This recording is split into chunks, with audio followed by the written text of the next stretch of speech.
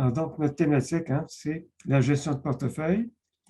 Alors, donc, ce dont on parlera. Donc, dans un premier temps, on regardera un petit peu ce qu'ont fait les marchés financiers là, récemment.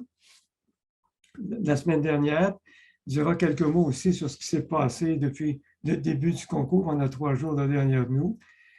Je présenterai aussi les éléments qui se rapportent à la gestion de portefeuille dans la plateforme, dans l'interface de Bourstad, de la gestion des portefeuilles Bourstad. Et on donnera aussi des indications assez précises sur comment s'évalue la gestion de portefeuille, parce que c'est une des composantes, vous le savez, dans le concours.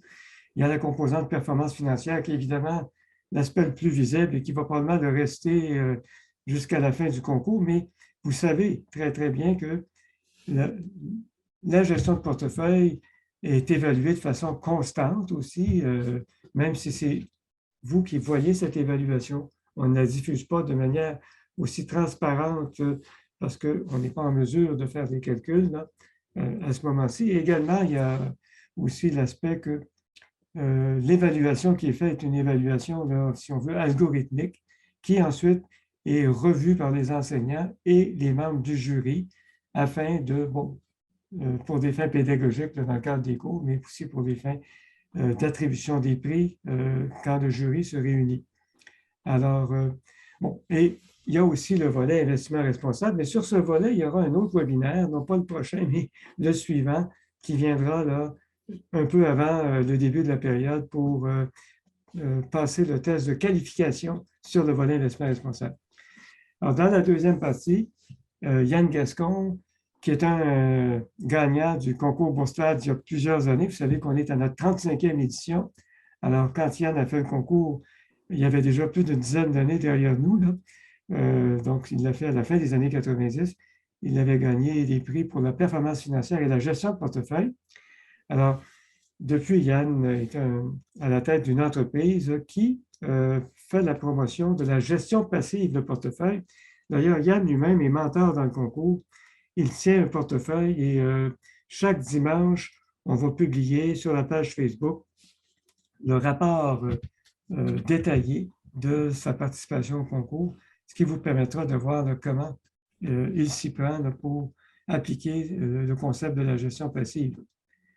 Alors, un petit coup d'œil d'abord sur les marchés financiers au cours de la semaine passée, parce que je vous mentionne également que, également les dimanches, sur la page Facebook de Bourstad, on dépose une revue hebdomadaire du marché.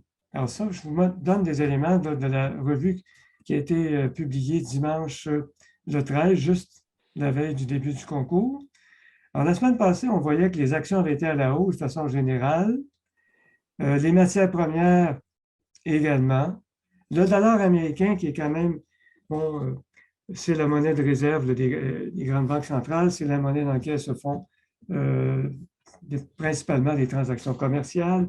C'est un indicateur très important de ces marchés financiers, bon, était à la hausse, alors que les obligations perdaient de la valeur parce que les taux obligataires sont à la hausse. En fait, depuis le début de l'année, les taux obligataires ont augmenté, on dit, de 45 points de base. Un point de base, c'est 1/100 de 1%. Donc, ce qui veut dire que depuis le début de l'année, les taux obligataires ont augmenté d'un demi, en fait, d'un demi%. Ce qui, sur une période de quelques semaines, est quand même assez significatif. Là, donc, les taux bougent à l'heure actuelle et ils bougent à la hausse. Bon, vous avez accès aussi à ce tableau plus détaillé dans la publication qu'on fait hebdomadairement sur la page Facebook. Il faut cependant cliquer sur le lien pour vous rendre à la page sur laquelle sont diffusées ces informations. Alors, vous pouviez voir que la semaine dernière, la bourse de New York, la principale bourse, était en recul, mais toutes les autres bourses qu'on suit étaient en hausse, alors que les taux obligataires remontaient. Alors, quand les taux remontent, les prix des obligations diminuent. Alors, les matières premières, bon, on avait le pétrole à 93 $, l'or à 1858, le cuivre et le maïs étaient aussi en hausse. On voit que les matières premières sont toutes en hausse depuis le début de l'année, alors que, bon, le dollar canadien, depuis le début de l'année, c'est-à-dire qu'il faut débourser 1 sou de plus, si on veut, pour acheter un dollar américain, ce qui veut dire que le dollar canadien a reculé. Il faut mettre davantage de dollars canadiens pour acheter un dollar américain, c'est un recul. Bon, vous avez également des reculs du côté de l'euro et du yen, mais dans ce cas-là, les taux de change reflètent immédiatement ce recul-là, de la façon dont on a structuré le taux de change. Alors, depuis le début de la semaine, qu'est-ce qu'on peut dire? C'est que, bon, les marchés font un peu du surplace, n'ont pas tellement bougé. Dans les matières premières, bon, le pétrole a reculé, l'or a monté, le dollar américain est légèrement en recul depuis le début de la semaine. Bon, alors, abordons maintenant plus directement la gestion de portefeuille dans le concours boursier. Alors, les critères que le jury utilise pour évaluer la qualité de la gestion, bon, c'est d'abord la cohérence du personnage investisseur que vous allez définir. Les choix de stratégie et leur cohérence par rapport à l'investisseur. Les transactions que vous effectuez en lien avec la stratégie qui est en vigueur. Parce que vous avez la possibilité au cours de la simulation de faire un ajustement de stratégie. C'est pour ça qu'il peut y avoir 2 stratégies différentes. Je vais revenir bientôt là-dessus. Alors, suivi de gestion de portefeuille selon les justifications obligatoires que vous fournissez. Donc, on regarde les justifications. Bon, quand vous faites une transaction, vous devez savoir combien d'argent il va vous rester, combien d'unités vous allez détenir, de quelle façon cette transaction modifie votre portefeuille, qualité des justifications que vous fournissez, performance que vous réalisez par rapport au profil de votre investisseur, objectif d'apprentissage atteint, prise en compte des concepts de l'investissement responsable. Bon, je vais passer rapidement sur la plateforme ici pour regarder. Bon, la gestion de portefeuille, c'est une des fonctionnalités que vous avez qui vous permet d'avoir accès à la définition du profil de l'investisseur, à la définition de la gestion de portefeuille et à l'élaboration de vos objectifs d'apprentissage. Bon, la présentation PowerPoint va montrer ces éléments. Et vous pouvez aussi insérer des notes. C'est tout commentaire que vous jugez pertinent. Bon, je vais revenir à la présentation. Si vous voulez, je vais dire quelques mots pour les participants anglophones qu'on a invités à se joindre à la présentation. For English-speaking attendees, I want to welcome you to the webinar and mention you that we have posted in the chat the PDF version of this presentation translated in English. Also, if you want to submit questions in the Q&A, submit your question in English and we will answer them in English after the presentation made by Mr. Gascon and myself. Alors donc, la gestion de portefeuille sur la plateforme Boursière, c'est le profil de l'investisseur. Donc, qui est votre personnage investisseur? C'est la stratégie de placement. Alors, gestion de portefeuille, ce sont les objectifs d'apprentissage. Alors, il y a énormément de ressources disponibles dans le système de documentation. On pourra peut-être un peu plus tard, avant de passer la parole à Yann, jeter un petit coup d'œil sur tout cet ensemble de ressources-là qui est important et mis à votre disposition. Alors, vous faites une transaction, vous choisissez un titre, vous indiquez combien d'unités vous allez acheter. Il faut ensuite nous indiquer, après cette transaction, combien d'unités allez-vous détenir et combien d'argent il vous restera après avoir fait la transaction. Vous devez aussi indiquer de quelle façon va être affecté votre portefeuille. Alors, les liquidités, les obligations, services publics, services financiers, produits de consommation, produits industriels, ressources naturelles. On diffuse dans les informations sur les titres à l'intérieur de la plateforme un document qui vous donne pour chacun des 721, pour être précis, dans 721 titres, comment se répartit la pondération pour chacun de ces titres. Dans le cas des actions, il est assez fréquent qu'une même entreprise soit active, si on veut, dans plusieurs secteurs industriels d'activité. Dans le cas des fonds, il est fréquent que les fonds aient réparti leurs sous dans un grand nombre de secteurs, y incluant les liquidités et les obligations. Bon, dans les objectifs de placement, il s'agit d'une information qui, elle, est modifiable pendant 48 heures après le moment où vous envoyez la transaction. Alors, objectif de revenu, c'est les dividendes exprimés en taux annuel que vous escomptez de ce placement. Alors qu'objectif de plus-value, c'est l'appréciation de capital que vous escomptez, également exprimé sous forme d'un taux annuel. Bon, alors, on a vu il y a un moment cette interface. Bon, le profil de l'investisseur. Donc, votre investisseur, qu'est-ce qu'il veut faire comme rendement en faisant ses placements? Alors, il a en tête un certain taux de rendement. Alors, le taux, globalement, peut-être qu'il veut faire 10 peut-être qu'il veut faire 8 S'il est plus agressif, peut-être 12 mais évidemment, c'est risqué. Alors, ce rendement, ça va nécessairement se répartir entre des dividendes qu'on reçoit, que les compagnies versent, et l'appréciation du capital. Donc, vous devez tenter de faire un partage entre ces deux éléments. Bon, est-ce que c'est une personne qui est tolérante face au risque, qui a de l'expérience en placement, qui connaît le domaine du placement? Quelle est la valeur des actifs? Quelle est la valeur des dettes? Quelle est la valeur du revenu? Dans les ressources sur lesquelles j'attirerai votre attention un peu plus tard dans ma présentation, je vous mentionnerai des documents qui peuvent vous mettre sur la piste de certaines choses à cet égard. Bon, en termes de gestion, on peut faire une gestion passive. Alors, c'est le type de gestion que préconise Yann Gascon, dont il va vous parler après moi, là, tout à l'heure, ou une gestion active. Quand on fait une gestion active, l'objectif, c'est de faire un rendement qui va être supérieur à l'indice boursier. Mais c'est quand même assez difficile comme objectif à atteindre. Yann vous en dira peut-être quelques mots tout à l'heure. Alors donc, si vraiment vous êtes actif, vous devriez normalement vouloir battre le marché parce qu'il est relativement, je mets facile entre guillemets, alors Yann vous dira que jusqu'à quel point ça l'est, on a des solutions qui permettent d'aller chercher le rendement de l'indice boursier à faible coût. Hein? Donc, tout ça est au cœur de la gestion passive. Alors, est-ce que vous allez avoir une approche descendante en vous appuyant sur l'information publiée qu'on trouve dans les médias jusqu'au prix des marchés? Ou au contraire, allez-vous chercher là, au ras des pâquerettes en examinant, peut-être en allant visiter des entreprises, des commerces pour voir là, comment c'est géré? Donc, est-ce que vous allez travailler à partir de la base pour remonter ou faire le contraire? Comment vous partagez votre argent entre les catégories d'actifs? De 100 de quel pourcentage en liquidité? Quel pourcentage en obligations? Quel pourcentage en services publics? Alors, bon, on fait un travail pédagogique au Cyrano avec Bourstad, mais tout investisseur devrait aussi se considérer comme un apprenant, parce que ça évolue constamment, le domaine de l'investissement. Alors, qu'est-ce que vous voulez apprendre en faisant cet exercice? Donc, vous aurez jusqu'à la date butoir.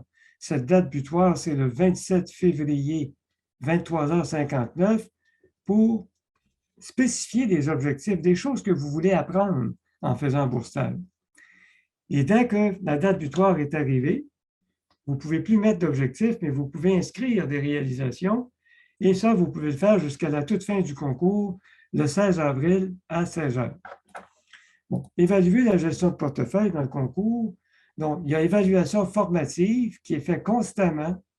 Dès que le Bourstad commence, c'est déjà à l'œuvre. Et il y a évaluation sommative basée sur 14 mesures, ce qui va se faire une fois le concours terminé.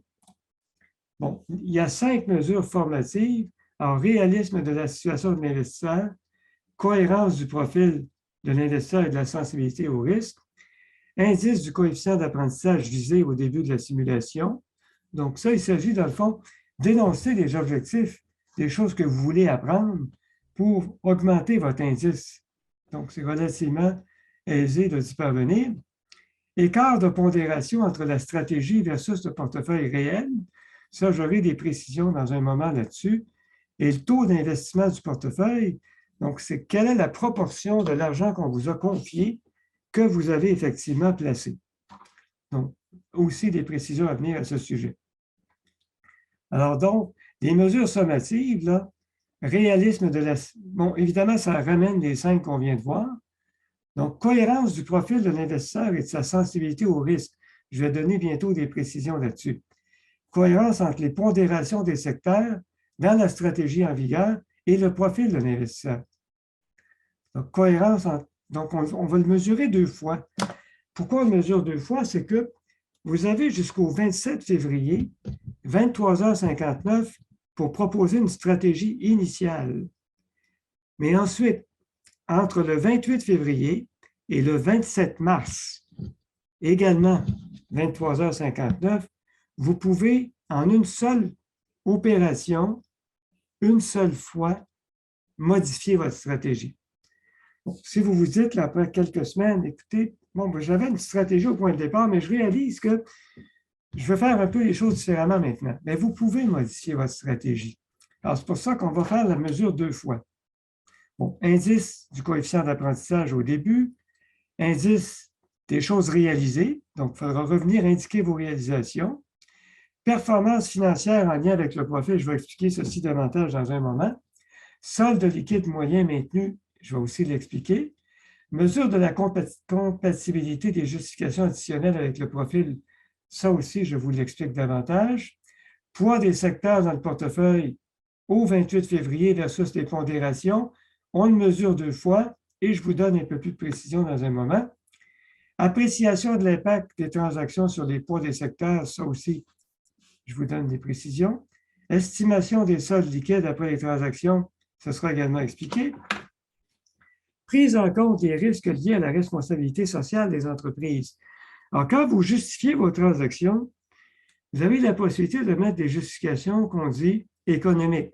Alors, l'économie, l'industrie, c'est le secteur d'activité qui pourrait être concerné. L'entreprise elle-même, peut-être qu'elle a des projets intéressants, ou le prix des valeurs de placement. Ça, ce sont des justifications économiques ou financières. Mais vous pouvez aussi mettre des justifications extra-financières, des facteurs environnementaux, des facteurs sociaux, des facteurs liés à la gouvernance de l'entreprise. Donc, est-ce que, en gérant votre portefeuille, vous avez aussi porté attention à ces facteurs extra-financiers? Ils sont importants. Ils peuvent faire bouger la valeur de votre portefeuille. Donc, portez attention également à ces aspects-là. Alors, l'évaluation, on l'a fait pour le concours Bourstad, évaluation formative en continu, évaluation sommative après la fin du concours. Bon, je ne m'arrêterai pas aux simulations privées à ce moment-ci, puisqu'on se concentre sur le concours. Alors, évaluation formative, vos 5 mesures, vous le voyez dans le tableau de bord et vous pouvez le voir dans votre rapport détaillé de façon précise.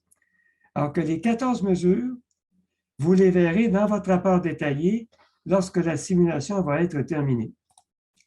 Bon, alors ça va se présenter comme ceci, une note pour chacune de ces mesures une fois la simulation terminée. Alors, votre tableau de bord vous indique quelles sont les mesures, certaines des mesures qui ont été réalisées. Avez-vous fait, il faut faire un minimum de 8 transactions admissibles dans le concours. Est-ce que vous les avez fait? Il faut définir le profil d'investisseur à 100%. Est-ce que c'est fait? Avez-vous défini la stratégie de base? Avez-vous des objectifs d'apprentissage qui ont été décrits? Et est-ce que vous êtes venu à la fin du concours ou avant la fin indiquer vos réalisations? Bon, alors, regardons maintenant un certain nombre de ces mesures pour vous guider. Alors, réalisme de la situation de l'investisseur. Alors, je vous donne d'abord quelques indications. Quelqu'un vous a donné 200 000 $ à gérer. Alors, vous avez probablement déjà entendu parler du grand investisseur Warren Buffett qui gère des milliards de dollars ou du propriétaire d'Amazon qui est l'homme le plus riche au monde. C'est certainement pas une de ces 2 personnes qui confie son argent à gérer par tranche de 200 000 $ parce qu'il n'aurait pas assez en fait, 24 heures, ce ne serait pas assez dans une journée juste pour pouvoir superviser tout le monde qui serait en train de gérer son portefeuille. C'est certainement pas non plus, il y a peu de chances que ce soit un récent gagnant de la 649. OK? Et écoutez, un diplômé du collégial qui vient de décrocher son premier emploi est généralement pas en position de confier 200 000 $ à gérer un conseiller en placement. Alors, c'est une personne, écoutez, il y avait récemment un article dans la presse, dans un quotidien, à l'effet que, à l'heure actuelle, le ménage moyen au Canada est millionnaire. Donc, quand on tient compte de ses actifs immobiliers, ses fonds de pension, de ses placements sur les marchés. Alors, probablement, il y a dans votre entourage beaucoup de personnes qui pourraient confier cette somme-là. Si ce n'est pas le cas, je vais vous donner un truc que je donne souvent à mes étudiants. Projetez-vous, là, faites une projection personnelle sur votre situation dans quelques années, 10 ans, 15 ans. Et je vous rappellerai le proverbe qu'on attribue aux Slaves, mais je pense qu'il y a beaucoup de monde qui l'ont. On dit de faire attention à ce à quoi on rêve parce que ça va probablement se réaliser. Donc, rêvez que ça peut se réaliser. Alors, donc, cohérence du profil de l'investisseur et sa sensibilité au risque. Alors, on a tous comme individus des facteurs de risque dans notre situation. On a peut-être des personnes à charge. On a peut-être un emploi là, qui n'est pas tellement sécuritaire. On a peut-être un taux d'endettement qui peut être relativement élevé. Bon, on a identifié une dizaine de facteurs de risque qu'on pourrait retrouver dans une situation. Alors, si on prend un investisseur prudent, vous devez déterminer si l'investisseur est prudent, intermédiaire ou spéculateur. Un prudent qui aurait les 10 facteurs de risque, on lui donnerait une note de 100 parce que c'était vraiment ce qu'il devait faire. Vous voyez? Un spéculateur qui aurait les 10 facteurs de risque, on lui donnerait 0 parce qu'il n'aurait probablement pas dû être spéculateur.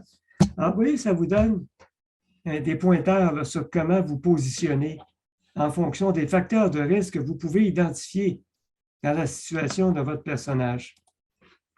Bon, cohérence entre les pondérations des secteurs et la stratégie que vous aurez en vigueur le 28 février, c'est-à-dire après la date butoir.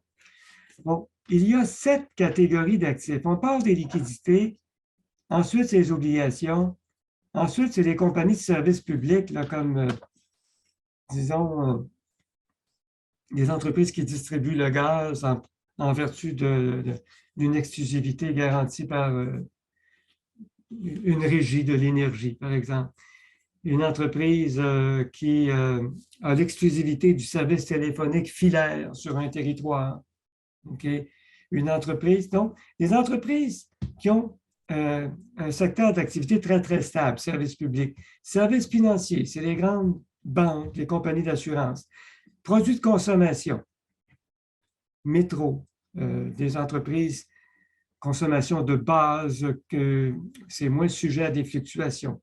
Des produits industriels achetés par les entreprises, là, il y a plus de fluctuations. Et finalement, les ressources naturelles. Bon, vous remarquez peut-être que plus on descend, plus on a des produits qui sont risqués. Alors, on a un graphique ici. Il y a une mesure qui est faite de votre portefeuille en fonction, en mettant un poids de 1 à liquidité et de 7 à ressources naturelles. Alors, si vous aviez mis, par exemple, 100 des ressources naturelles, ça vous ferait une note de 700. Alors, si vous êtes un spéculateur, ça va vous donner une note relativement élevée parce qu'un spéculateur, c'est normal qu'il prenne des risques. Mais si vous êtes un investisseur prudent, votre note risque d'être faible. Okay? Donc, c'est ça le concept ici. Alors, performance financière en lien avec le profil de l'investisseur. Alors, cette mesure vise à vérifier si la performance financière est en rapport avec le profil de l'investisseur. Alors, écoutez, c'est ce qu'on a pris en 2021, mais c'est toujours ajusté en fonction du marché. Ça peut toujours être ajusté en fonction du marché. Alors, un investisseur prudent qui termine sa simulation avec peut-être 203 204 000 $, il va obtenir 100 %. Mais un spéculateur qui termine avec le même montant va avoir une note beaucoup plus faible parce qu'il il visait plus haut, si on veut, vous voyez? Alors, un investisseur prudent qui termine avec, disons, je ne sais pas, là, 180 000 $, sa note va être beaucoup plus faible que si c'était le spéculateur qui termine avec 180 000 $. Parce qu'on s'attend qu'un spéculateur puisse connaître davantage de variabilité, c'est dans l'ordre des choses. C'est un peu intégré à sa stratégie. Mais remarquez que cette note, c'est moins de 10 % de la note totale. Donc, est-ce que la performance joue un rôle dans votre note de gestion? Un peu, mais peu. Hein? pas beaucoup. OK, sol liquide que vous maintenez au cours de la simulation, il faut que ça soit aussi faible que possible. Si c'est en moyenne moins de 5 000 vous allez avoir 100.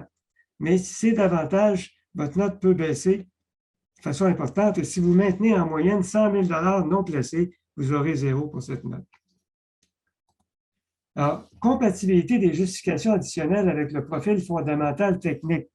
Alors, vous devez indiquer dans votre stratégie, vous répondez à des questions. Il n'y a pas de bonne ou mauvaise réponse ici, mais ça nous permet de dire, avez-vous davantage une approche dite technique, davantage axée sur les prix des titres, ou fondamentale, davantage axée sur la capacité de l'entreprise de générer des profits?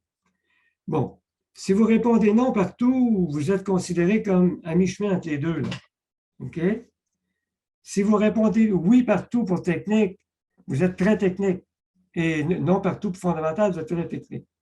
Donc, selon votre profil fondamental technique, le taux de justification basé sur les prix va être plus important ou moins important. Donc, on regarde jusqu'à quel point vous vous appuyez strictement sur les prix ou sur d'autres facteurs, mais en regardant, avez-vous une approche davantage technique ou une approche davantage fondamentale ou un mélange des deux pour gérer ce portefeuille. Alors, le poids des secteurs dans le portefeuille vis-à-vis de la pondération de la stratégie de base. Alors là, écoutez, vous faites une allocation et à chaque fois que vous transigez, on est capable d'évaluer le poids réel dans votre portefeuille. Alors, si par exemple, vous aviez dit que, je prends un exemple là, extrême, vous aviez dit que 100% serait dans les ressources naturelles alors que vous avez mis 100% dans la liquidité. Alors là, votre écart va être de 200. Votre note va être de 0. Alors, il y a un très grand écart parce que vous avez, disons, moins 100 en liquidité puis plus 100 en ressources naturelles. On met ça en valeur absolue. Ça vous fait l'écart maximum, la note minimale. Alors, plus vous êtes prêt d'avoir un portefeuille qui colle votre allocation, plus votre note va être élevée. Bon. Est-ce que vous appréciez correctement l'impact? Quand vous achetez Métro, est-ce que vous savez que Métro, c'est une entreprise de produits de consommation? Si de façon typique, vous le savez parce que vous regardez peut-être le document qu'on a diffusé, vous allez avoir une note très élevée. Si, en général, vous êtes à côté de la coche, vous allez avoir une note très faible. N'oubliez pas que quand vous transigez, vos liquidités bougent. Un achat, ça fait diminuer les liquidités et une vente, ça fait augmenter les liquidités. Il y a une exception à ça, peut-être que je vais le laisser, il pourrait y avoir une question là-dessus, parce que je vois que le temps passe, je ne veux pas m'éterniser. Est-ce que vous estimez correctement le solde liquide que vous avez après une transaction? Il y a une tolérance de 250 $, mais il faut essayer d'être assez juste dans cette évaluation. Bon, si en moyenne, la différence est de 250, vous allez avoir 100%. Alors, il y a des dates importantes, allez voir les règlements, allez voir aussi comment ça fonctionne en survol des fonctionnalités de gestion de portefeuille. Donc, c'est une animation. Il y a un document qui s'appelle « La définition de l'investisseur et de la stratégie de gestion ». Allez voir ça aussi. Vous avez également actifs et passifs moyens des ménages en 2010. Ça peut vous aider un petit peu.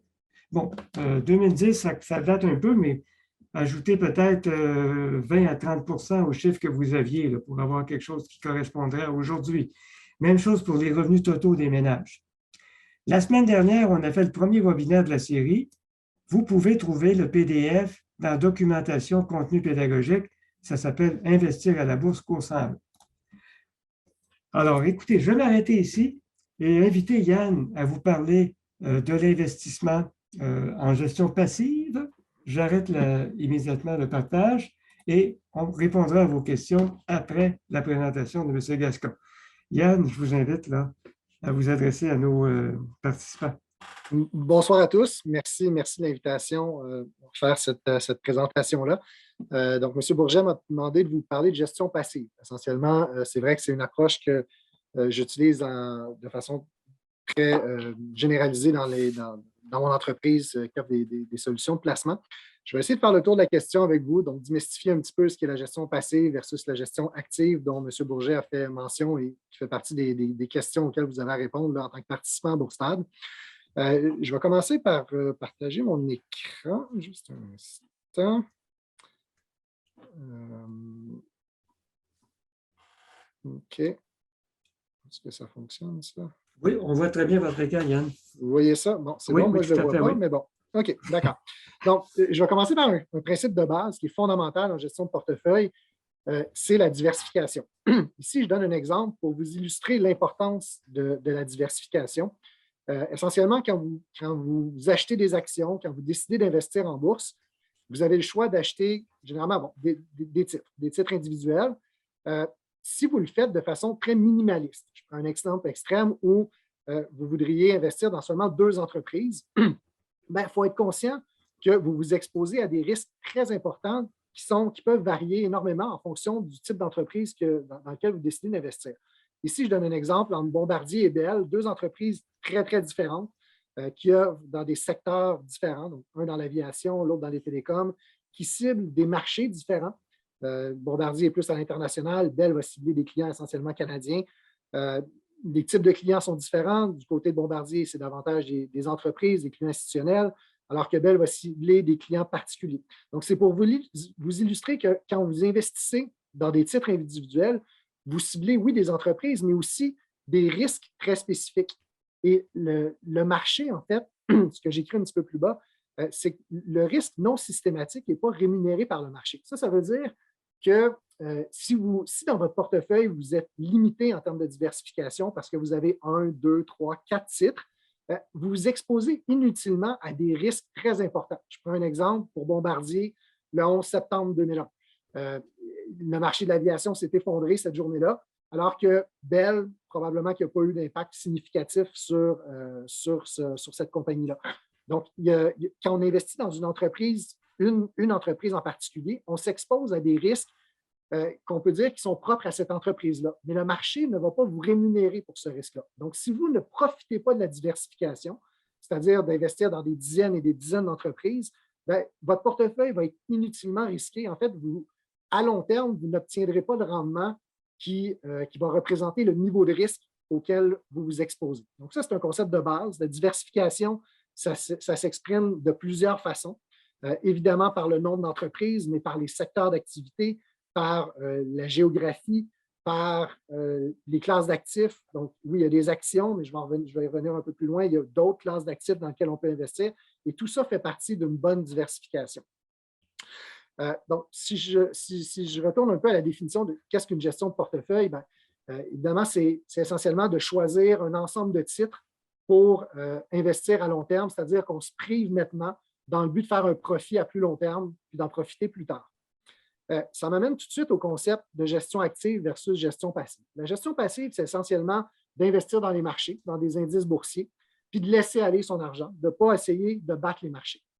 À l'inverse, la gestion active, comme M. Bourget en a parlé, il a fait allusion, c'est essentiellement d'essayer de battre les marchés, de choisir un ensemble de titres qui font partie du marché auxquels on pense qu'ils vont battre le marché à long terme, qui vont battre les grands indices.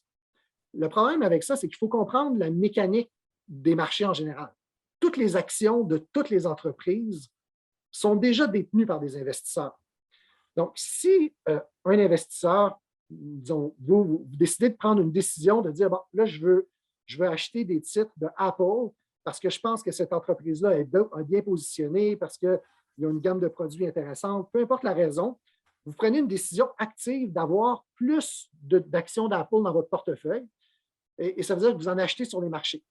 Mais quand vous faites cette action-là, ça veut dire qu'il y a un autre investisseur quelque part qui, lui, a décidé de vendre. Donc, lui a eu la vue inverse. Il a dit, bah non, cette entreprise-là est trop chère ou je pense que ses produits sont désuets. Donc, moi, je vais la vendre, puis je vais la vendre à quelqu'un d'autre. Cet acheteur-là, ça donne que c'est vous. Bien, il n'y a rien qui a changé dans le marché. Vous avez simplement échangé des actions d'un investisseur à un autre.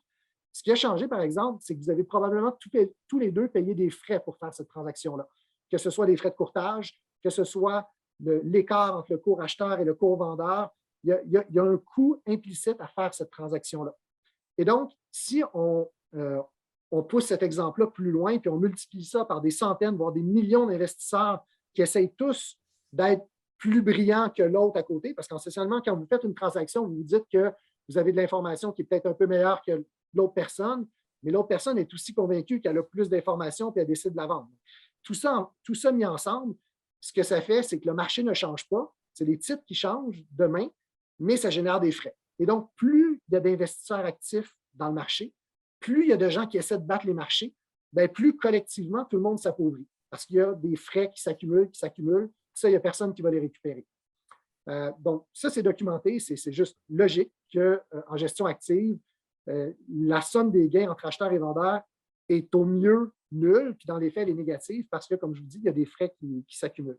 Donc, les rendements à la bourse ne viennent pas de façon agrégée pour l'ensemble des investisseurs des décisions actives, mais proviennent davantage du rendement de la croissance économique, des ratios d'évaluation des différentes entreprises, de ce que les gens sont prêts à payer.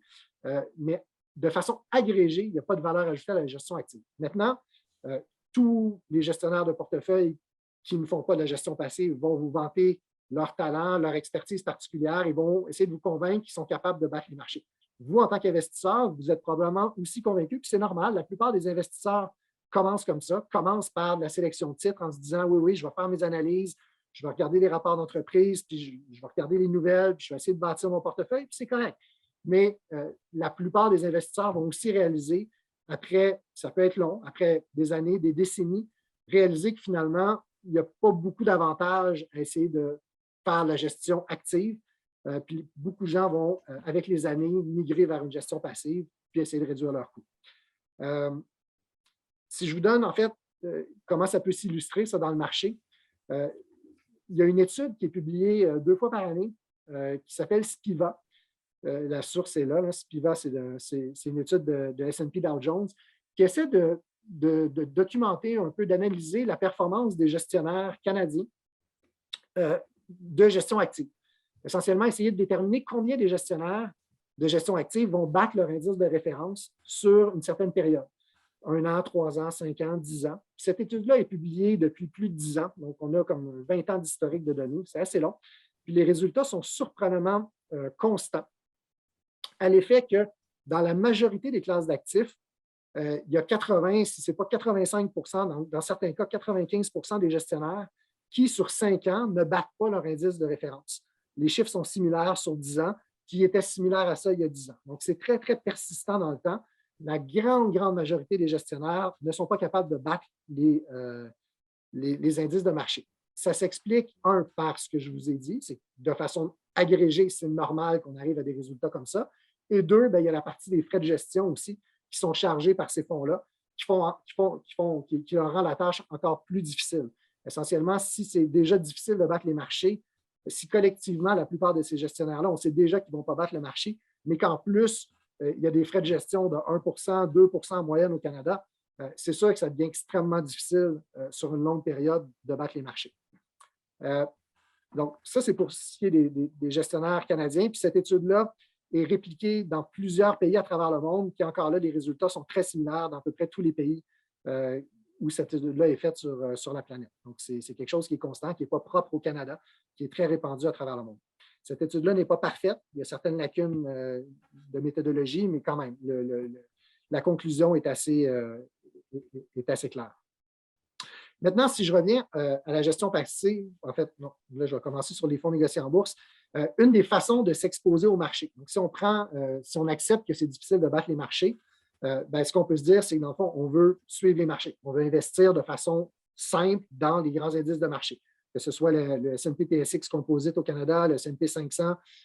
Et la façon la plus simple de faire ça, c'est à travers des fonds négociés en bourse. Les fonds négociés en bourse ont commencé comme étant des produits de gestion passive. Donc, le premier FNB a été lancé au Canada, ça doit faire plus de 30 ans maintenant, qui suivait le marché canadien.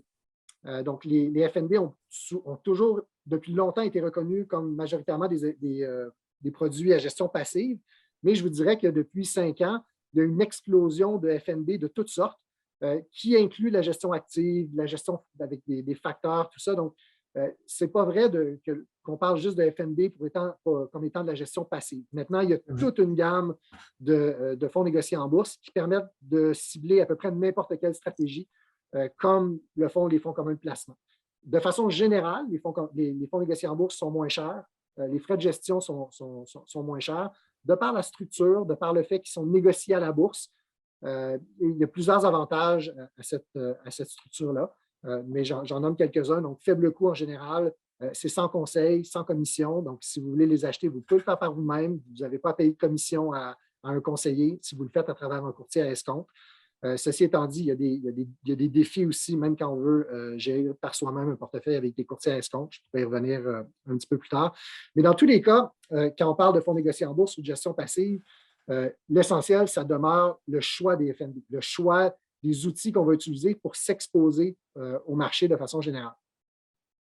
Je parlais d'indices de marché tantôt.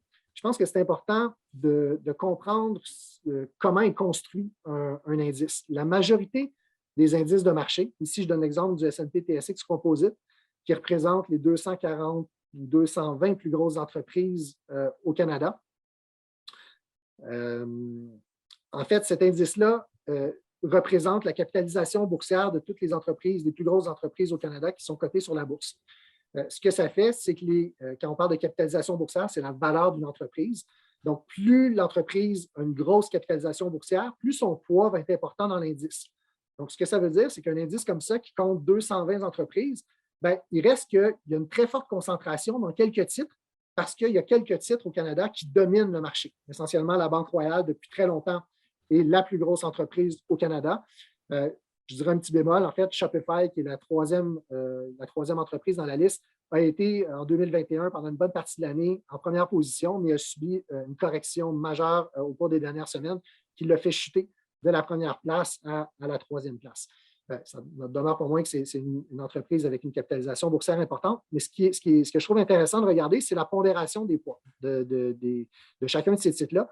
Ce qu'on se rend compte, c'est que dans ces 10 titres-là, les 10 plus importants titres du S&P TSX Composite, il y en a 39 qui sont dans ces 10 titres-là. Donc, c'est près de 40 du S&P TSX, du marché au complet canadien, ou presque, là, qui est concentré dans 10 titres.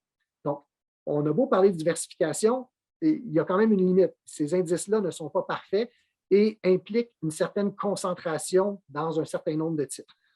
Donc, quand on parle de FNB indiciel, il y a moyen de sélectionner une panoplie d'indices. Il y a des indices qui peuvent être plus efficaces que d'autres. Dans ce cas-ci, il y a une concentration au Canada dans le secteur financier qui est importante. Si on regarde sur le marché américain, ici, le S&P 500, là, c'est dans le secteur technologique que la majorité des entreprises sont concentrées. Il y a 28 de l'indice qui est dans 10 titres, alors que cet indice-là en représente 500. C'est pour dire que les titres de 400 à 500 dans l'ordre de grandeur ne représentent pas une grosse portion du S&P 500. Il y a une très grande pondération dans les plus gros titres. Donc ça, il faut en être conscient quand on parle de diversification. Moi, je préfère beaucoup, quand on investit aux États-Unis, au lieu du S&P 500, d'utiliser, par exemple, un FNB de moyenne capitalisation. Donc, de cibler les entreprises d'un peu plus petite taille. Ça demeure de grosses entreprises, là, en fait, même probablement plus grosses que ceux qui composent le marché canadien.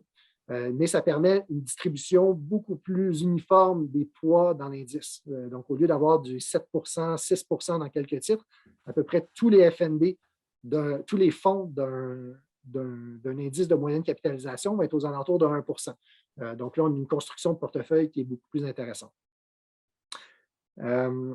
Donc, en gestion passive, il y a plusieurs éléments là, à prendre en considération, mais ce que je dis, c'est qu'une des seules certitudes en gestion de portefeuille, c'est les frais.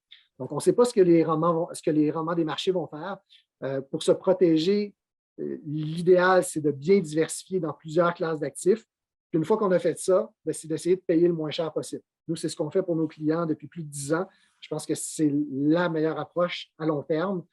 Donc, diversification, de bien comprendre dans quelle classe d'actifs on investit. Il n'y a pas juste des actions, il n'y a pas juste des actions canadiennes non plus. C'est important de diversifier mondialement son portefeuille, tant en actions qu'en revenus fixes et potentiellement dans d'autres classes d'actifs. Donc, les frais, c'est un élément fondamental parce que peu importe dans quoi vous investissez, si vous avez des frais élevés, bien, vous savez qu'à chaque année, votre rendement va être réduit du pourcentage de frais de votre portefeuille. Donc, ça vient freiner votre rendement, c'est inévitable. C'est un élément qu'on peut facilement contrôler dans un portefeuille. Quelqu'un qui a quelques dizaines, voire centaines de milliers de dollars ne devrait jamais payer 2 de frais de gestion sur un portefeuille. Je crois que c'est beaucoup trop élevé, puis ça vient limiter énormément votre rendement à long terme. En fait, il faut faire attention aussi, là, quand on parle de rendement à long terme, si vous regardez les rendements passés des différents indices boursiers, les rendements ont été exceptionnels. Il y a eu, je pense, le marché américain au cours des 40, 50, 60 dernières années a dû générer pas loin de 10 de rendement par année. Ça, c'est en bonne partie dû aux taux d'intérêt qui ont baissé depuis presque 40 ans. Les taux d'intérêt sont à des niveaux planchers en ce moment. Et il y a très peu de chances que ce vent-là qui a poussé les rendements à la hausse depuis si longtemps puisse se poursuivre encore longtemps. Donc, il ne faut pas s'attendre à ce que les rendements des 5, 10, 15 prochaines années soient aussi élevés que les rendements passés. Donc, de gérer nos attentes de rendement, c'est fondamental.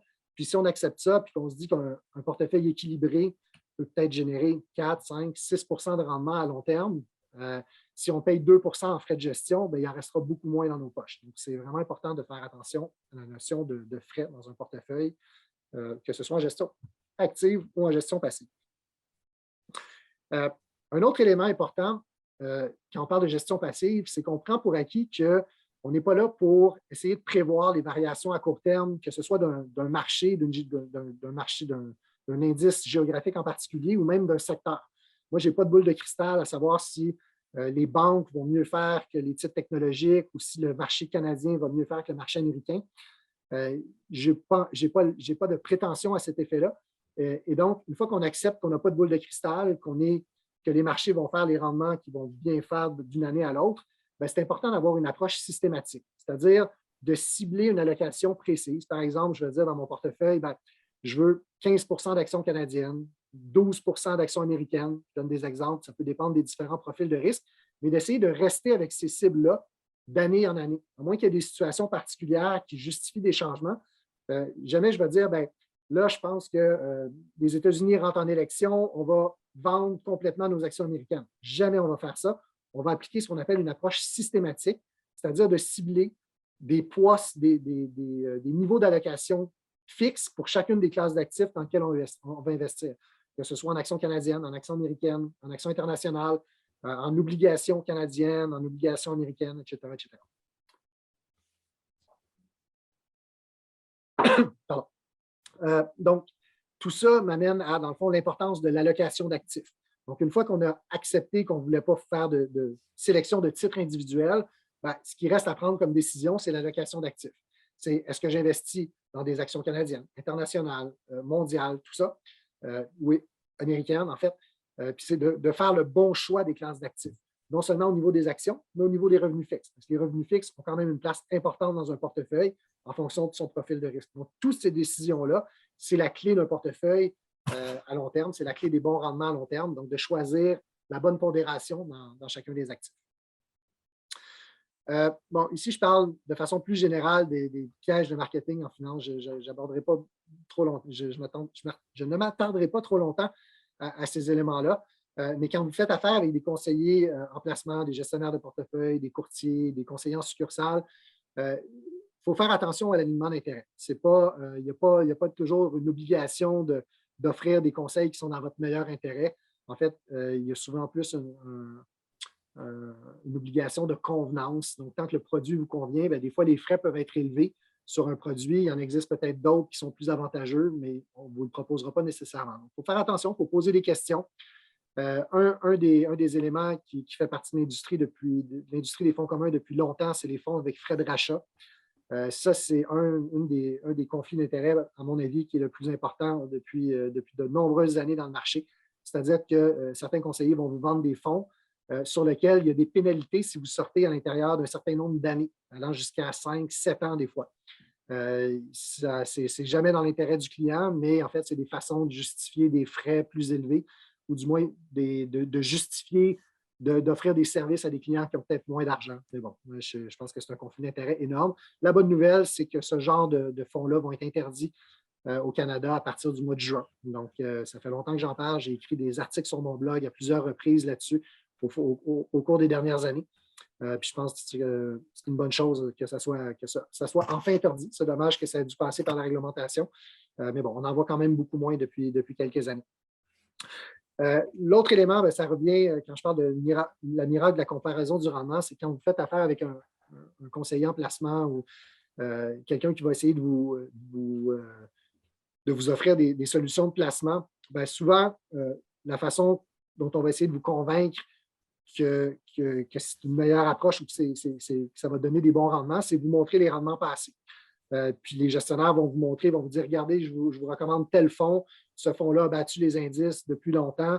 Donc, vous allez être sous l'impression que la gestion active est pertinente et a de bonnes chances de battre les indices. Ce qu'il faut savoir, c'est qu'il y a peut-être 4000 fonds dans l'industrie, puis les gestionnaires les conseillers vont toujours choisir les quelques fonds, peut-être les 100 ou les 300 meilleurs fonds qui ont bien performé pendant une certaine période, puis vont vous recommander ces fonds-là, alors que les 300 fonds, la plupart des fonds qui ont moins bien fait, ne vous seront jamais présentés, ils vont être fermés, ils vont être combinés à d'autres, ce qui va faire en sorte qu'il va toujours vous sembler y avoir des fonds qui ont bien fait, qui vous sont présentés. Vous allez vous dire, OK, d'accord, ces fonds-là semblent battre les marchés, mais toutes les études, comme je vous l'ai mentionné tantôt avec Spiva, il y a beaucoup d'études qui démontrent qu'en fait, les gestionnaires ne sont pas capables de battre les marchés. Donc, il faut faire très attention au rendement passé. Encore là, poser des questions pour essayer de comprendre pourquoi. Ça ne veut pas dire qu'il n'y a pas des gestionnaires qui sont capables de battre les marchés à long terme. C'est possible, mais c'est l'exception. Puis, ce qu'il faut comprendre, c'est que ce n'est pas parce qu'un gestionnaire a battu les marchés pendant 5 ans, pendant 10 ans dans le passé, qu'il y a plus de chances de les battre dans les 5 prochaines années ou les 10 prochaines années. Donc, en tant qu'investisseur, ce n'est pas facile de faire la part des choses. Je vous dirais, renseignez-vous, posez des questions, essayez de comprendre pourquoi un gestionnaire pourrait vraiment avoir un talent particulier. Ce n'est pas impossible, mais ce n'est pas facile à trouver. Donc, ici, je dis les frais sur les produits financiers ne sont pas élevés parce que les produits financiers sont complexes. En fait, les produits financiers sont complexes parce que les frais sont élevés. C'est essentiellement une façon de justifier les frais élevés, c'est d'essayer de construire des portefeuilles qui vous paraissent compliqués, puis qui vous disent, on va vous dire, ben oui, ces produits-là sont plus intéressants parce qu'ils ont des options, parce qu'ils ont une couverture de devises, parce qu'il y a toutes sortes de paramètres. Ce n'est pas nécessairement mieux à long terme. À mon sens, des portefeuilles bien construits, bien diversifiés, avec des FNB à faible coût, c'est encore une des meilleures façons d'investir à long terme.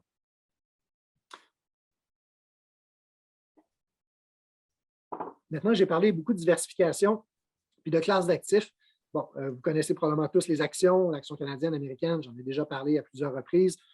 Le revenu fixe, il y a aussi plusieurs façons d'investir dans le revenu fixe. Ce n'est pas des classes d'actifs qui sont toujours faciles à comprendre. M. Bourget en a parlé au niveau de la relation entre les obligations et les taux d'intérêt. Il y a toutes sortes de façons de s'exposer à des titres de revenus fixes, que ce soit par un risque d'obligations gouvernementales ou de société, des obligations liées à l'inflation, qu'on met beaucoup dans nos portefeuilles depuis plusieurs années, qui est une façon de se protéger, pas parfaitement, mais qui fait en sorte qu'on expose le portefeuille à différents risques. Donc, pas juste un risque de crédit, pas juste un risque de taux d'intérêt. Mais bon, il y a plusieurs façons de construire un portefeuille de revenus fixes de façon intelligente. Puis, il y a besoin d'une certaine expertise pour faire ça de façon adéquate. Mais il y a aussi beaucoup d'autres classes d'actifs qui sont aussi très liquides et qui vous sont offertes à travers différentes solutions de placement ou différents fonds négociés en bourse, dont les matières premières, l'or, le pétrole, pour donner des exemples. Il y a aussi des fonds de couverture qui sont des stratégies alternatives, je dirais, d'exposition. Puis il faut se poser la question, c'est est-ce que ça vaut la peine d'ajouter ces classes d'actifs-là dans un portefeuille? Puis j'aime bien donner l'exemple. Ça, c'est un exemple. Si vous regardez la date, là, ça date de 2012. Ça fait partie des premières présentations que je faisais quand j'ai lancé mon entreprise. Puis ça parle de l'or. Essentiellement, c'est d'essayer de dire, est-ce que l'or a une place dans son portefeuille? On en entend beaucoup parler depuis quelques années. Et en 2012, on en parlait déjà aussi beaucoup. Puis à ce moment-là, Warren Buffett, auquel M. Bourget a fait référence tantôt, a donné l'exemple suivant. Donc, lui, c'est un investisseur à long terme. Il investit dans des entreprises un peu partout à travers le monde qui a très, très bien réussi.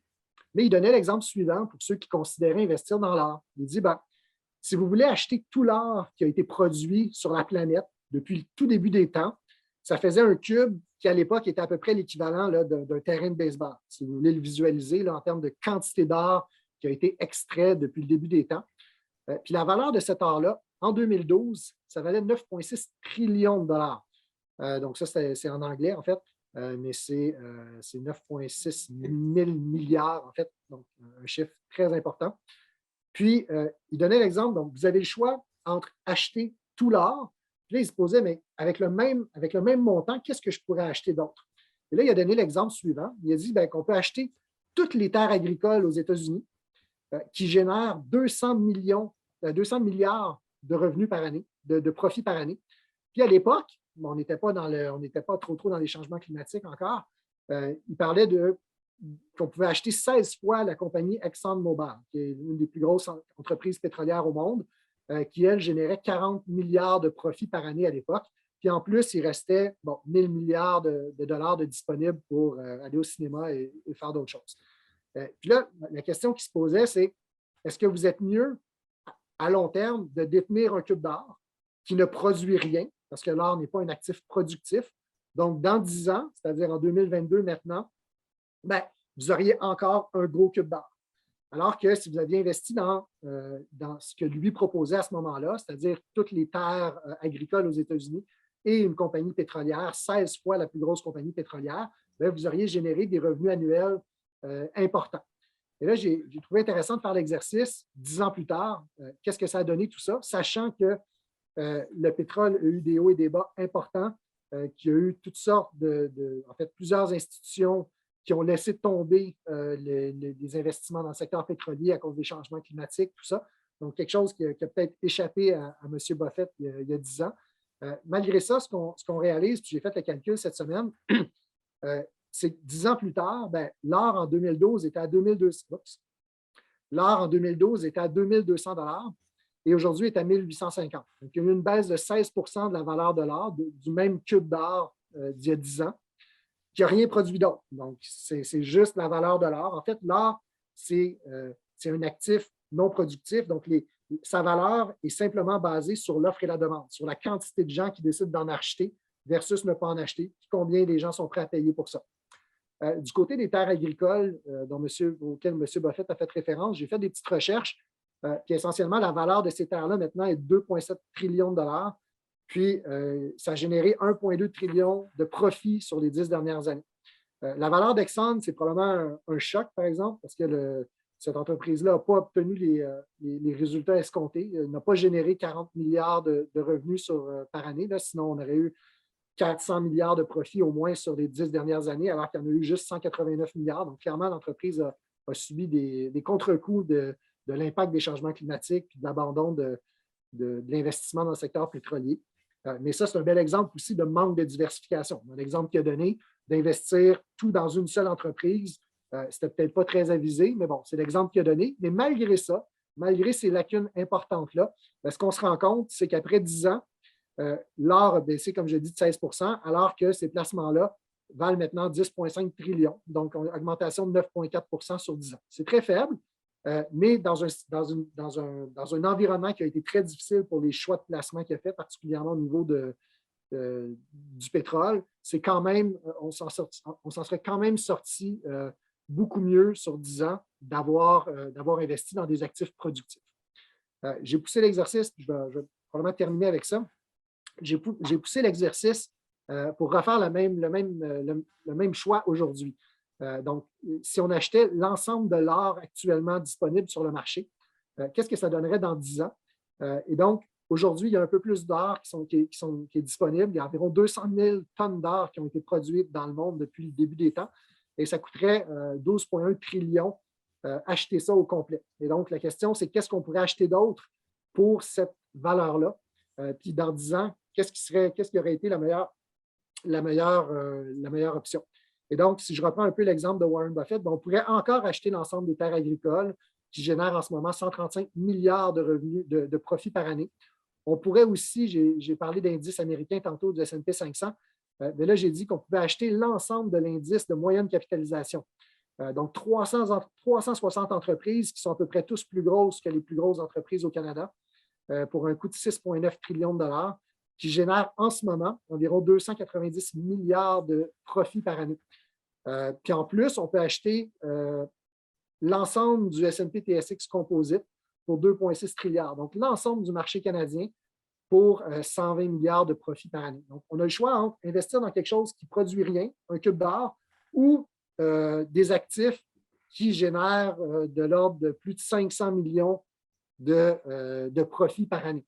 Donc, quand on parle de diversification, je pense que l'important, c'est non seulement d'investir dans des classes d'actifs diversifiées, mais d'investir dans des actifs productifs. Donc, une façon de s'exposer à l'or, au lieu de détenir de l'or, je vous dirais que c'est pas mal plus intéressant de détenir des entreprises qui exploitent le minerai d'or. Ce qu'on voit beaucoup au Canada, il y a plusieurs entreprises du TSX Composite qui sont essentiellement des compagnies d'exploration minière qui, eux, ont un modèle d'affaires d'investir, d'extraire de l'or puis d'être rémunérés pour ça.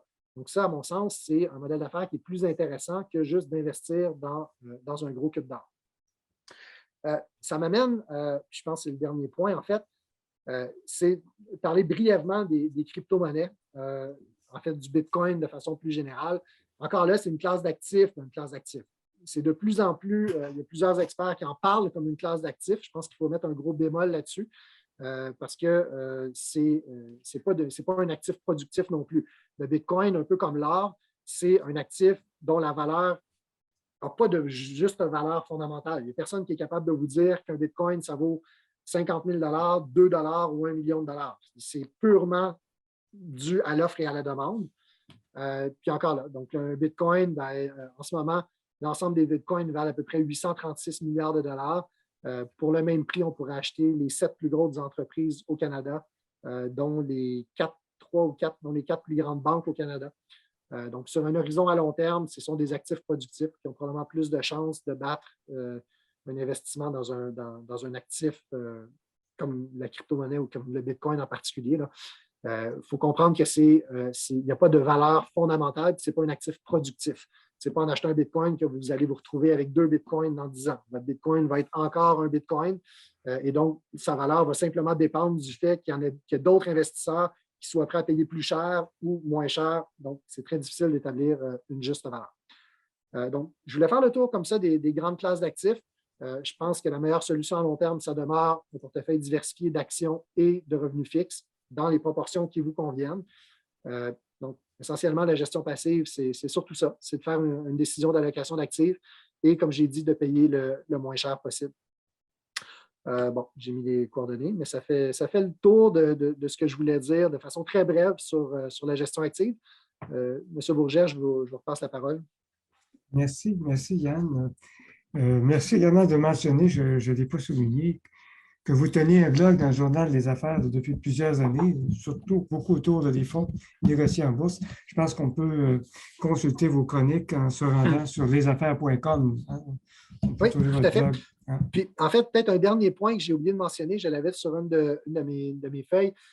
Si vous voulez vous intéresser davantage au FNB indiciel et à l'importance de la diversification, il y a un livre qui est paru récemment de Nicolas Bérubé, qui est un journaliste à la presse, un livre qui s'appelle « De zéro à millionnaire, investir en bourse ».